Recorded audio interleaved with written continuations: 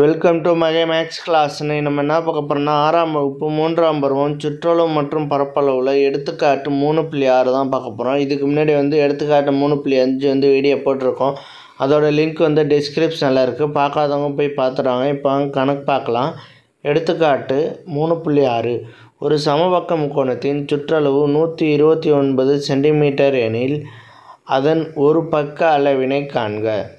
ஒரு சமபக்க முக்கோணத்தோட சுற்றளவு 129 சென்டிமீட்டர், அதோட ஒரு பக்க அளவை கண்டுபிடிக்கணும்.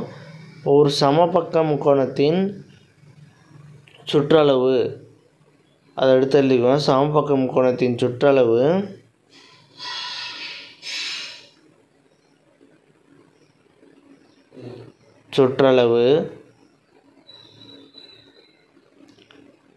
P = நம்ம சுற்றளவு எப்படி எழுதுவோம்? P = 129 centimetre. கொஷினில் கொடுத்துருக்கதை அப்படியே எடுத்து எழுதிப்போம்.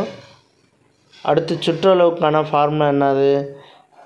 P = A + B + Cன்னு எழுதுவோம். இது சுற்றளவுக்கான முக்கோணத்தின் சுற்றளவுக்கான ஃபார்முலா. இங்கே சமபக்க முக்கோணம்னா ஒரே சமமாக இருக்கும் எல்லா பக்கமும். அதனால் நமக்கு தெரியாது. அதை நான் ஏன்னு வச்சுக்கிறேன். A + B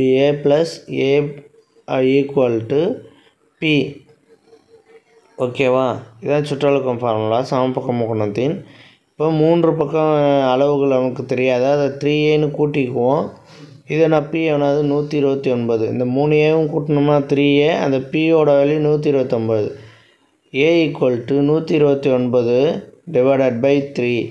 ஏன் இங்கே இப்படி வருதுன்னா, அங்கே மல்டிபிளில் இருக்குது, இங்கே டிவைடில் வந்துடும். இதை அடித்தோம்னா 1 3 3 4 3 12 1 3 3 9. ஓகேவா? அப்போ A = 43 சென்டிமீட்டர். A = 43 centimetre. சமபக்க முக்கோணத்தின் ஒரு பக்க அளவு = 43 சென்டிமீட்டர் அப்படின்னு எடுத்து எழுதணும். சமபக்க முக்கோணத்தின்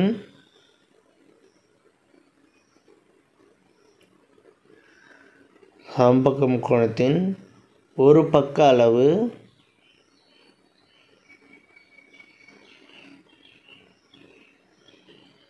=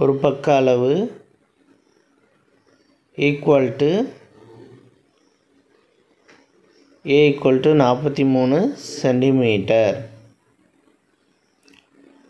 அவ்வளோதான் இந்த கணக்கு. நெக்ஸ்ட் வீடியோவில் பார்க்கலாம்.